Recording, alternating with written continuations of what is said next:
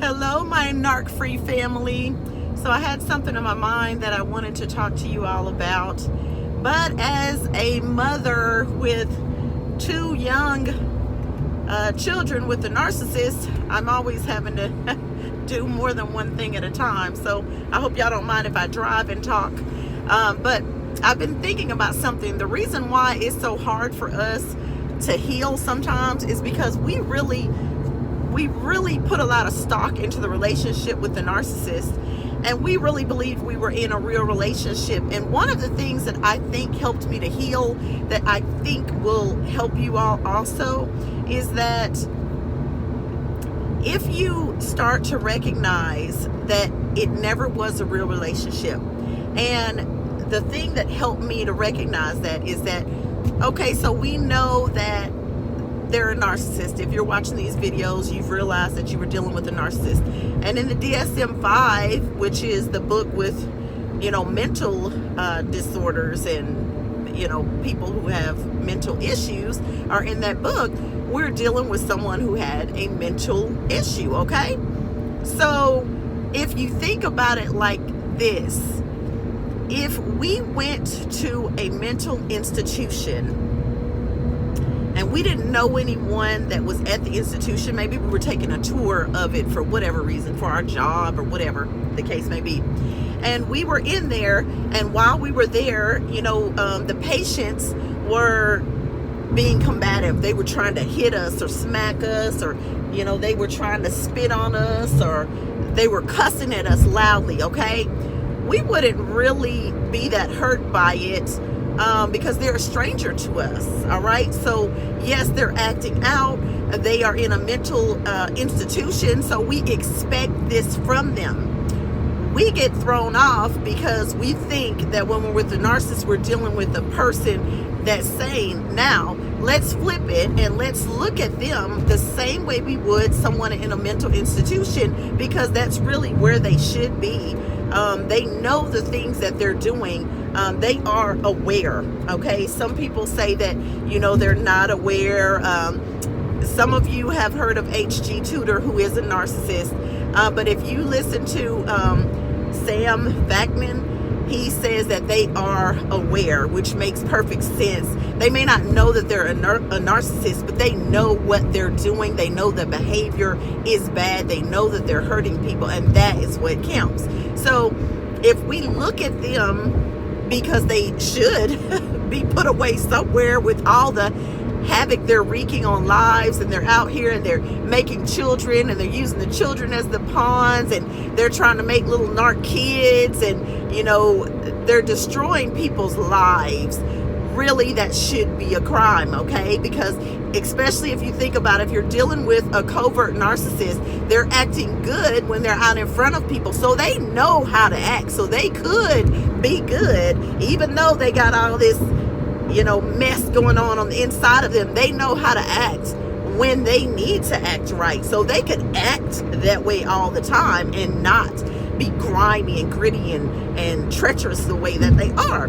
So now let's think about this and think about them as a stranger, because really that's all they really are.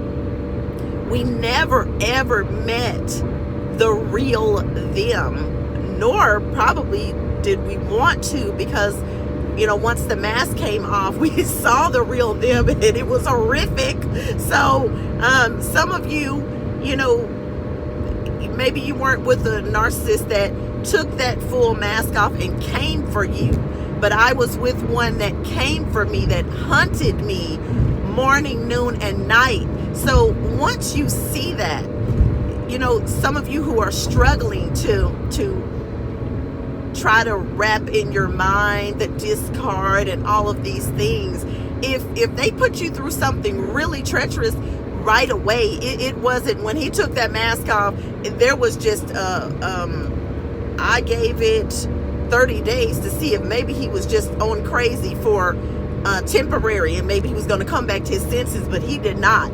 And so it was not very hard for me to let go, everything in my heart to let go, because he was hunting me down. But for those of you who have been discarded and they've gone on with their new supply and they're not hunting you, I know that it can be hard, and I think that this would help you to be able to separate it. Is if you think of them as a stranger, just like you would someone you did not know in a mental institution who was insulting you and saying things, but you're looking at them and you're kind of giving them a pass, like, I don't know you, I'm just here visiting this institution for today. So if you look at the narcissist, you never really did know them, so look at them like they're brand new. Like, I never knew you, I never knew who this person was, so I'm just now meeting them.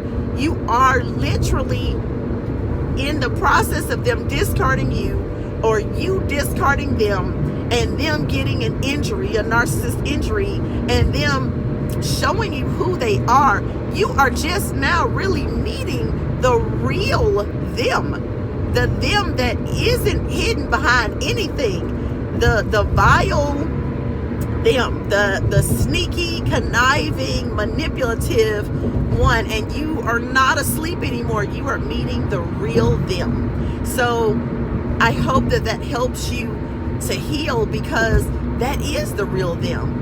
The relationship you thought you had, you never really did have. So I hope that helps you to put it in your mind in a different way, so that you can close that chapter and not be worried about, what could have been, what would have been, what you saw when they took that mask off. That's it. There's no coming back from that. It wasn't accidental. They showed you who they were.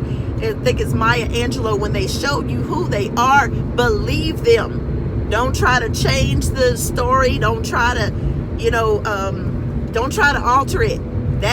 Let that sink in. That is them, okay? I hope y'all are having a good night. And if you haven't subscribed already, go ahead and subscribe. And if you like the video, give it a thumbs up and drop a comment down below. I look forward to seeing you next time. Bye-bye, my narc-free family. Mwah.